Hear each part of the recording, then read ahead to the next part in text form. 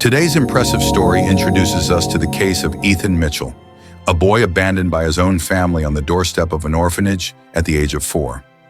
Diagnosed with autism, he was left behind because his parents believed he was a burden to their perfect lives.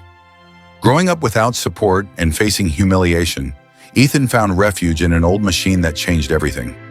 Years later, when no one believed in him, Ethan did the impossible. He transformed the pain of abandonment into something the world could never have imagined. But destiny had more surprises in store. His parents, who once rejected him, were now on the brink of despair, in desperate need of help. What did Ethan do when the past knocked on his door? This is a story of overcoming, innovation, and choices that will move you until the very last moment. Don't blink, because every detail will keep you hooked. And if you want access to an exclusive selection of real stories that will make you laugh, cry, and reflect, subscribe to the channel right now. Ethan Mitchell was born in one of New York's most elegant neighborhoods, the Upper East Side, surrounded by luxurious buildings, glamorous parties, and families that seemed to live in a commercial for perfection. His parents, Susan and Richard, were the epitome of success. He, a respected businessman; she, a socialite always present at charity events. To anyone looking in from the outside, the Mitchells' life was flawless. But Ethan was different. While his cousins ran around the garden at family gatherings, he preferred to sit in a corner with his puzzles, solving pieces with an impressive precision that even adults found challenging. His mother often tried to convince him to interact. "Ethan, why don't you go play with the other kids?" Susan asked, smiling as she tried to hide her frustration. He would look at her for a second before returning to his colorful pieces. "I'm busy, Mom." The early years were marked by moments like these. At school, teachers described him as very quiet and different. Ethan rarely made eye contact, struggled with changes in routine, and preferred spending hours in silence. At 4 years old, there was a visit to a specialist. In the doctor's office, a man with a calm voice and neutral expression looked at the parents after several questions and observations. "Ethan has autism. He sees the world in a unique way and needs specific support." Susan and Richard were silent. On the way home, the silence was almost deafening. In the back seat, Ethan, unaware of the weight of the moment, played with a Rubik's Cube. "Is this my fault?" Susan asked, her eyes fixed on the road. "Number." "Of course not," Richard quickly replied, though his voice seemed as uncertain as his wife's. They tried to continue life as before, but everything felt different. At the next family party, Susan noticed how other parents looked at Ethan when he refused to put down a tablet to greet the adults. Conversations at dinner always seemed to have a tone of disguised judgment. "Will he always be like this?" Richard asked one night while reading articles on the subject. Susan didn't answer. Ethan, on the other hand, didn't notice the tension around him. To him, the world was still full of patterns, colors, and logical challenges. But for his parents, the diagnosis seemed to mark the start of something they didn't know how to handle. Susan and Richard Mitchell had always cared about public opinion. Every elegant dinner, every charity event, every comment in the social columns fed the idea that their lives had to appear perfect. But since Ethan's diagnosis, the facade began to crack. "Do you notice how people look at us now?" Susan whispered one night while adjusting her jewelry in front of the mirror. Richard, seated in the armchair, didn't respond immediately, but the exhaustion on his face said it all. "They think we're failing as parents," he finally said. Deep down, neither of them knew what to do. They hired specialists, tried therapies, but nothing seemed to fix Ethan, at least by the standards of normality they had imagined. At school, teachers requested constant meetings. At events, Ethan avoided both children and adults, preferring to play with electronic devices or take apart sophisticated toys. The pressure mounted. One day during lunch with high society friends, a comment deeply impacted Susan. "It's such a shame, isn't it? Such an incredible family, and now they have this challenge." That night, Susan brought up the issue with Richard. "This is ruining everything. Our circle, our reputation. I don't know what to do anymore." "He needs something we can't provide," Richard replied after a long silence. This is how they began considering a decision many would never understand. They looked into orphanages, claiming they wanted to help special needs children, But in reality, they were testing an idea that had been growing between them, leaving Ethan in a place where, in their view, he would have adequate help. He'll be cared for by specialists, Susan justified to herself. It'll be better for him, and we can move on. One morning, they told Ethan they were taking him to visit a special place full of toys and children. He smiled, suspecting nothing. "Can I take my tablet?" he asked. "Of course, his sweetheart," Susan replied, trying to keep her voice steady. At the orphanage, a uniformed woman greeted them with a professional smile. Ethan was engrossed in his Rubik's Cube, completely unaware of what was happening. "He'll adjust quickly," the woman assured them as Susan signed the papers with trembling hands. At the door, Ethan looked at his parents, confused. "You'll come back, right?" he asked. Susan hesitated, but Richard quickly replied, "Of course, son. We'll be back soon." They left, but they never returned. As they walked to the car, Susan began to cry. Richard squeezed her hand but said nothing. Behind them, little Ethan watched from the window, not understanding that this moment would change his life forever. Now stop for a moment and think. How would you feel if you were left behind by the people who were supposed to love and protect you above all else? Imagine what was going through Ethan's mind at that moment. He was just a child, unable to understand why his parents were leaving and would never come back. It's heartbreaking, isn't it? If this story has already touched you, I ask something very simple. Leave your like right now. It helps share more stories like this and makes more people reflect on the impact of the choices we make in others' lives. Now let's continue because the best is yet to come. At the orphanage, reality hit Ethan with full force. For a child who already struggled to understand the world around him, being surrounded by strangers made everything even more confusing and frightening. The other children didn't know how to deal with Ethan's way of being. He avoided group games, became restless when routines changed, and preferred to spend time alone. This made him an easy target for jokes and often cruelty. "Hey, Ethan, why don't you ever talk to us? Building your own world over there," teased one of the older boys as others laughed. Ethan, his eyes fixed on the Rubik's Cube, kept turning the pieces, ignoring them.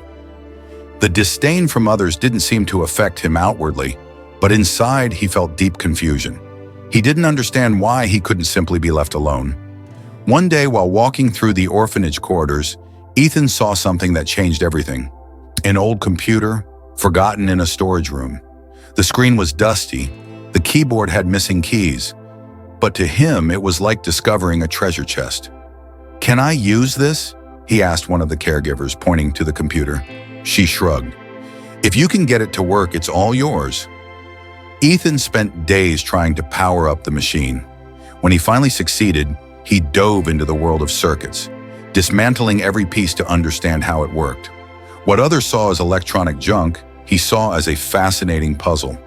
At the age of 8, Ethan did something that impressed even the adults at the orphanage. He rebuilt the computer and made it work better than before. The caregiver who had given permission was amazed. "How did you do that?" she asked. Ethan replied simply, "I just fixed what was broken." That computer became his refuge. While other children played in the yard or fought over toys, he stayed in the small room, learning everything he could about programming and technology. It was there that he found peace, far from the chaos and teasing. Despite all the loneliness and difficulties, Ethan found in that old computer something no one could take away from him.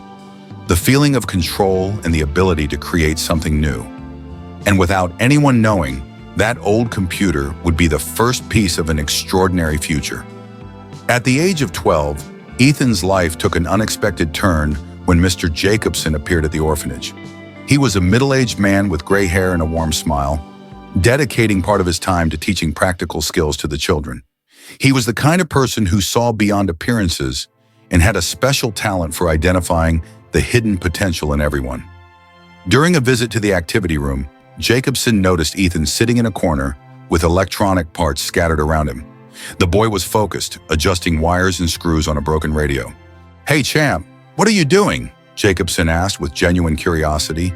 Without looking up, Ethan replied, "Fixing it." The sound wasn't working right. Jacobson watched for a few minutes as Ethan worked. When the boy finally connected the last wire and the radio started playing again, Jacobson couldn't help but smile. "You've got talent, kid. That's impressive." Ethan looked at him, surprised. Rarely in his life had he heard such a sincere compliment. From that day on, Jacobson began spending more time with Ethan. He brought books about electronics, programming, and famous inventions. He also brought tools and components, always encouraging the boy to experiment and learn. "Did you know Thomas Edison started inventing things when he was about your age?" Jacobson would say while Ethan disassembled an old clock he'd brought. Ethan began to realize that his skills were more than just a pastime. Jacobson talked to him about how people use technology to solve real-world problems. This was a revelation for Ethan. He had never thought that what he did could impact anything beyond his own puzzles. "You can do great things, Ethan," Jacobson would often say. "You just need to believe in what you're capable of creating." With Jacobson's support, Ethan began to excel even more. He rebuilt a sound system for the orphanage, created an alarm system to help caregivers monitor the comings and goings of the children, and even started teaching his peers how to handle basic electronics. Jacobson didn't just bring tools and knowledge. He brought something Ethan had never felt before: confidence. For the first time, Ethan began to believe he could be more than the strange kid at the orphanage. When Jacobson left the orphanage after 2 years of volunteering, he left one final message for Ethan. "Remember, kid, you have something special. Use it to change the world." Those words stayed with Ethan and ignited a spark that would never fade. When Ethan turned 18, he received news that would change his life. A letter from the Massachusetts Institute of Technology, MIT, informing him he had been accepted with a full scholarship. "You did it, Ethan," said the orphanage director, holding the letter proudly. It was the first time anyone there had seen a child leave with such a promising future. Ethan packed his few belongings and left for Boston with the same suitcase he'd had since childhood. Arriving on campus, he was amazed by the size of the facilities and the energy of the students around him. He had never felt so nervous and at the same time so excited. On his first day of classes, the challenges began. While many students were accustomed to collaborating in groups, Ethan still preferred to work alone.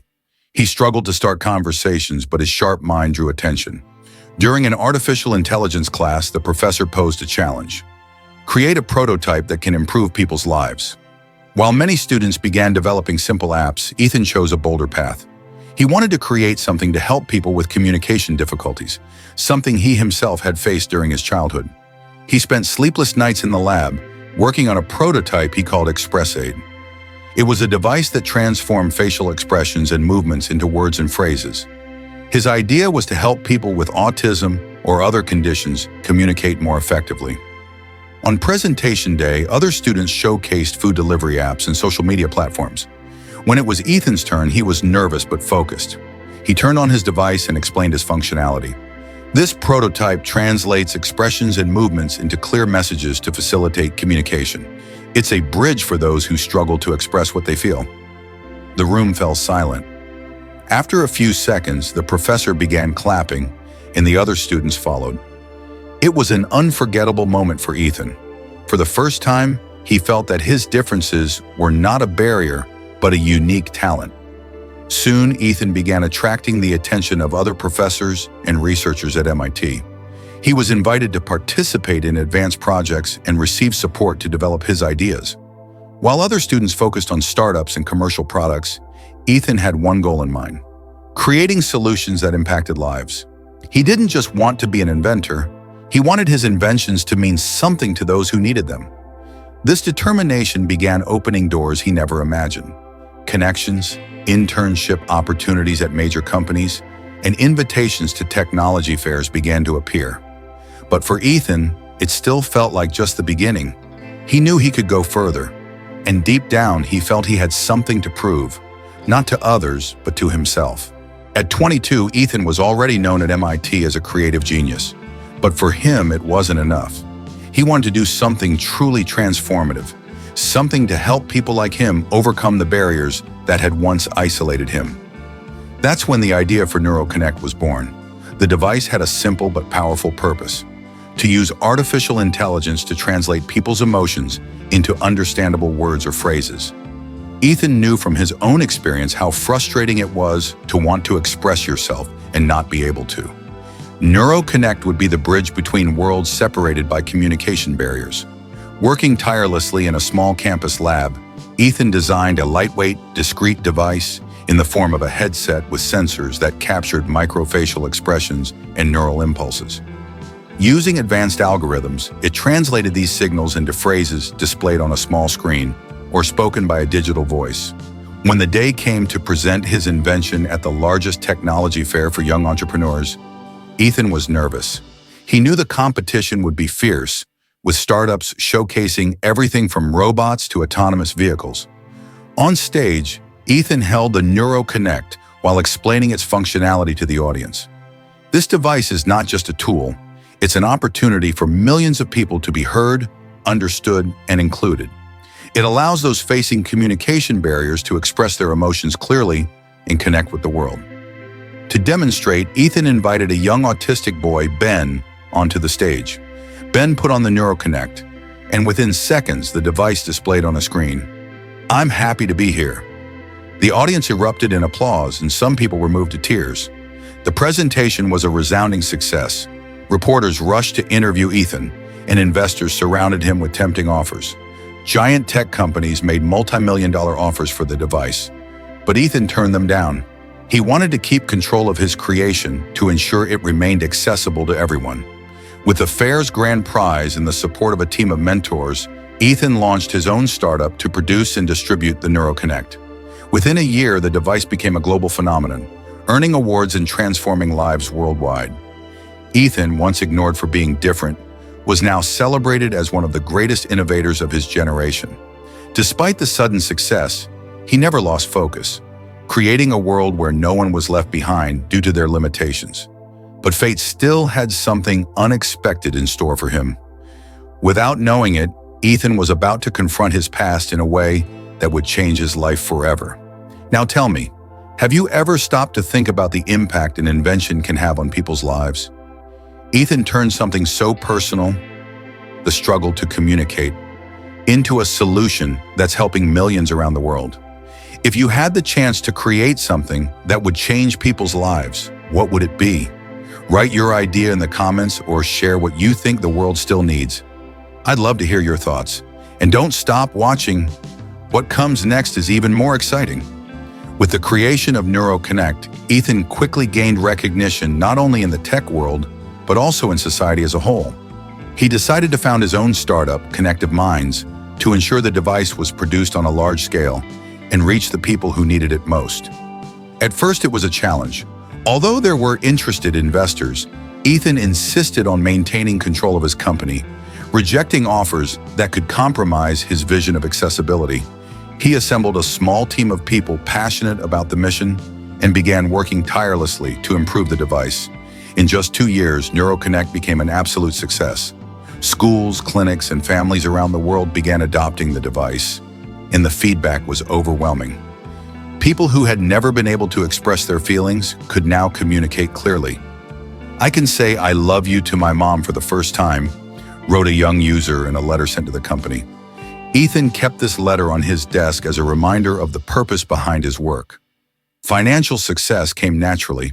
As sales grew, investors increased the company's capital, and Connective Minds' market value skyrocketed. At 24, Ethan became a billionaire, a milestone he could hardly believe.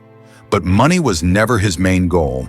He immediately began reinvesting part of his fortune into initiatives to support autistic children.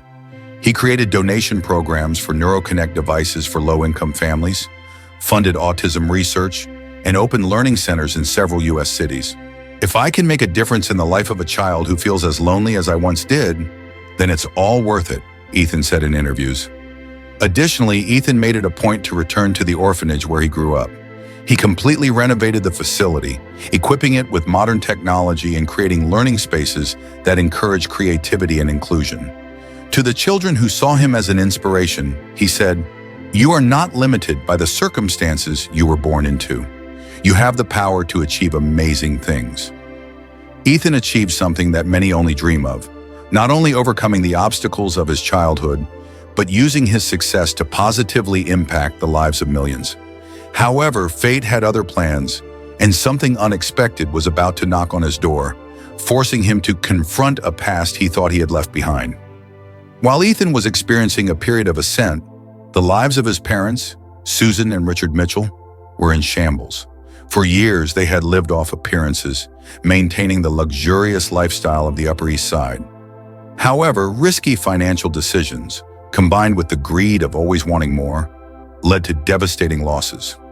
Richard, once a respected investor, found himself in trouble after a high-risk tech investment completely failed. Businesses collapsed, debts piled up, and soon the family lost the home where Ethan had spent his early years. "This is temporary," Richard told Susan as they carried boxes into a small apartment in Queens. "I'll bounce back." But the truth was, Richard had no more options. The reputation he valued so much was destroyed, and the influential friends who once helped him disappeared as quickly as his money. For Susan, the situation was even worse. Accustomed to parties and social events, she now spent her days in silence, staring at the empty walls of their new home. Deep down, she felt growing guilt. She rarely spoke of Ethan, but the thought of how things could have been different never left her mind. Then came the hardest blow. Susan began experiencing frequent pain and extreme fatigue. After a series of tests, doctors delivered the diagnosis. "You have a rare blood disorder," the doctor explained. "You'll need a bone marrow transplant as soon as possible." The news hit like a bombshell. They had no money for expensive treatments, and finding a compatible donor would be an enormous challenge. "What now?" Susan asked, her eyes brimming with tears. "We'll figure it out," Richard replied, though even he seemed to have lost hope. The couple, who once abandoned their own son for fear of how he would affect their image, now found themselves alone, without friends, money, or options. In their desperation, they began to consider the impossible. Ethan. Richard found an old photo of the boy, then just 4 years old, holding a puzzle. "Do you think he still hates us?" Susan asked in a whisper. "We don't have a choice," Richard replied. "He's our only hope." As Susan and Richard tried to summon the courage to contact Ethan, the weight of their past choices seemed to crush them. They didn't know what to expect, but they were about to learn that some decisions from the past can never be completely erased. Susan and Richard knew reaching out to Ethan would be like reopening an old wound. Still, necessity forced them to try. With the help of news articles and social media, they discovered that the son they had abandoned had become a globally renowned name. After days of hesitation, Susan wrote a letter. She knew that words spoken in the heat of the moment could be dismissed, but perhaps something written from the heart could reach him.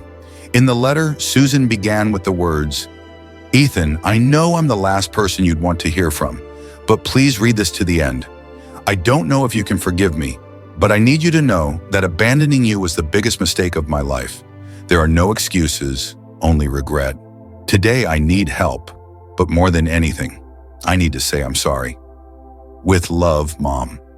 When the letter arrived at Connective Minds headquarters, Ethan was confused. It was as if a storm of emotions he had buried for years exploded in his mind. For hours he stared at the paper, unsure of what to do. His assistant walked into the room and found Ethan lost in thought. "Is everything okay?" he asked. Ethan looked at him, his eyes filled with tears. "They want to meet me." For days, Ethan wrestled with himself. He remembered the pain of abandonment, the nights alone in the orphanage, and how they had treated him as a burden. But something inside him, perhaps a spark of compassion he had never extinguished, made him reconsider. He agreed to meet them. The meeting was set at a simple cafe in Queens, far from the spotlight. When Ethan arrived, he saw an aging couple with tired expressions sitting at a corner table. For a moment, he hesitated. They looked so different from the parents he remembered. There was no elegance or confidence, only vulnerability. Susan was the first to speak. "Ethan, you came," she said, tears streaming down her face. He sat down slowly, crossing his arms. "I don't know why I'm here," Richard tried to interject. "We just want to ask for forgiveness." "Forgiveness?" Ethan replied, his voice trembling. "You left me. I was just a child, and you walked away like I meant nothing." Susan sobbed. "You're right. There's no justification. What we did was unforgivable, but every day since has been filled with regret." For a long moment, silence enveloped the table. Ethan looked at them, feeling a mix of anger and sadness. Then Susan finally shared her illness and the need for a bone marrow transplant. "I know I don't deserve anything from you," she said, her voice breaking, "but you're my only hope." Ethan closed his eyes, battling the conflicting emotions overwhelming him. He stood up and walked out of the cafe, leaving them behind. Susan broke down in tears while Richard held her hand, unsure of what to say. That night, in his apartment, Ethan stayed awake, thinking about everything. He remembered the orphanage, the old computer, Mr. Jacobson, and even the success of NeuroConnect. All of these things had shaped him, but the pain had never truly left. Finally, he made a decision. He picked up his phone and sent a short message to Susan. "I will help, but not because of what you did, because of who I've become." The painful reunion didn't erase the scars of the past, but it opened the door to something none of them had expected, a path to redemption and perhaps true forgiveness. After Ethan sent the message, Susan and Richard lived in anxious silence. They didn't know what to expect, but deep down a small spark of hope had been ignited. For Ethan, the decision didn't come without an internal struggle. The pain of abandonment was still there, but something greater spoke louder, the chance to make a difference, even in the lives of those who had hurt him. Ethan scheduled a meeting with the medical team handling Susan's case. Initial tests confirmed that he was a match for the bone marrow transplant. When he received the news, he simply nodded. "When can we start?" he asked. Susan was admitted to a modest hospital in Queens. When she learned Ethan had agreed to be the donor, she cried for hours. Richard stayed by her side, but for the first time, he didn't try to hide his own tears. "He's better than we ever were," Susan said, her voice trembling. On the day of the procedure, Ethan arrived at the hospital alone. He wore casual clothes, nothing that hinted at the billionaire entrepreneur he had become. As he walked down the hallway toward the prep room, he saw Richard waiting outside Susan's room. "Ethan," Richard called out hesitantly. Ethan stopped, looking at him without expression. "Thank you for doing this," Richard said, trying to hold himself together. "You have no idea how much this means?" "I'm not doing it for you," Ethan replied before walking away. The procedure was a success. The transplanted bone marrow began functioning as expected, and the doctors informed them that Susan was recovering. When she finally woke up after the procedure, her first question was, "Ethan, is he okay?" Hours later, Ethan entered the room. Susan, still weak, tried to get up, but he gestured for her to stay in bed. "You don't need to thank me," he said before she could say anything. "I did this because it was the right thing to do, not because I've forgotten what happened." Susan looked at him, tears streaming down her face. "I don't deserve your forgiveness, Ethan, but I hope that one day you find peace." Ethan remained silent for a few moments. Finally, he replied, "Forgiveness isn't for you, it's for me. I choose not to carry this anger forever." He turned to leave, but as he reached the door, he paused and said, "You abandoned me, but I choose not to abandon who I am, and who I am tells me to help, even when it's hard." With that, he walked out, leaving Susan and Richard with a mix of gratitude and regret. For Ethan, that act of compassion didn't erase the past, but it gave him something even more valuable, the freedom to move forward unburdened by pain. Susan's recovery was slow, but each day represented a new chance at life. The doctors were optimistic about the results of the transplant, and Richard, who had always tried to maintain a strong facade, finally allowed himself to feel relief. Ethan, on the other hand, kept his distance.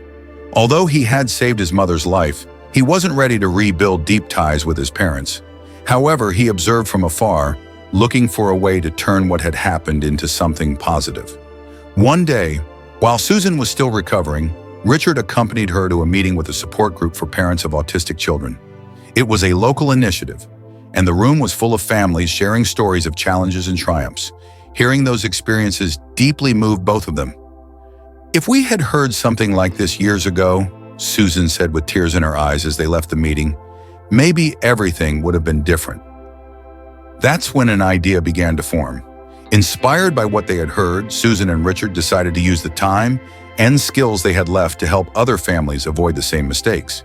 They found a small abandoned building in Queens and decided to transform it into a shelter for autistic children. The idea was to offer not just a home, but also educational and emotional support. When Susan mentioned this to Ethan, he was silent for a moment before saying, "If you're going to do this, do it right." Unbeknownst to them, Ethan began anonymously funding the initiative. He hired architects, donated equipment, and ensured that the structure was modern and comfortable. Everything was done without his name being associated with the project. For him, this wasn't about his image, but about the chance to create something good out of a dark past. When the shelter was inaugurated, Susan and Richard were overwhelmed with emotion. During the opening ceremony, Susan gave a speech. "This place is dedicated to all the children who deserve unconditional love and support, something we failed to give our own son. Today, we want to change that and make a difference." Although Ethan wasn't present, he watched the event via live stream sitting in his office. When Susan mentioned her feelings about her son, he bowed his head, touched in a way he hadn't expected. The shelter became a success, helping dozens of autistic children and their families. Susan and Richard, once known for their lavish parties and extravagant lifestyle, were now seen as examples of dedication and transformation. For Ethan, that was enough. He didn't need full reconciliation, but knowing that his parents were trying to right their wrongs and create something meaningful brought him a sense of peace. The family that had once been fragmented now found purpose in helping other lives flourish. Months after the shelter's opening, Susan and Richard asked to meet with Ethan. They wanted to thank him personally, not just for the financial support for the project, but for something much greater, the chance at redemption. Surprisingly, Ethan agreed. The meeting was again at a small cafe, discreet, away from the press or any attention. Susan and Richard arrived early, anxious and nervous. When Ethan entered, they both stood, but he simply gestured for them to sit. For a few minutes, silence reigned. Ethan was calm, but his parents were clearly struggling to find the right words. Finally, Susan gathered her courage. "Ethan, nothing we say will ever be enough. You've given us so much more than we deserved." Richard, his eyes brimming with tears, added, "You've shown us what it means to have character. If we could go back in time, we'd do everything differently." Ethan listened attentively without interrupting. He wasn't there for recriminations. When he felt they were done, he took a deep breath and spoke, his voice calm but firm. "I've thought a lot about what to say to you. For years, I imagined what this moment would be like. I could have been destroyed by what you did, by the abandonment, by the pain. But I chose not to be defined by that. I chose to use that pain as fuel to build something greater." Susan wiped away the silent tears streaming down her face, while Richard stared at the table, visibly moved. Ethan continued, "You taught me something, even in the worst way. You showed me what truly matters in life, supporting, caring, and never giving up on the people who depend on us. I decided to be the opposite of what you were back then, and because of that, I've managed to create something that helps millions of people." He paused and looked directly at them. "I forgive you, but not because you deserve it. I forgive you because it frees me. Carrying anger and resentment wouldn't bring me anything good." Susan held Richard's hand, quietly sobbing. "Thank you, Ethan. Thank you for being a better person than we were." Ethan looked at them one last time before standing up. "You have a second chance. Use it well." As he walked away, Susan and Richard remained seated in silence, reflecting on the words they had just heard. For Ethan, that moment wasn't just a closure, but a new beginning. He had transformed the greatest pain of his life into strength, and now he was free to move forward. The final message he left with his actions was clear. No matter how painful the past may be, there is always a choice. And Ethan chose to be someone better, not because of what he had endured, but in spite of it. Now tell me, did this story touch you in any way? If you believe more people need to hear about the power of forgiveness, overcoming, and how choices can change lives, share this video. By doing so, you might inspire someone going through difficulties or even help change the way we view inclusion and the value of every person. A simple gesture from you could take this message to places we can't even imagine. I'm counting on you to help this story go even further.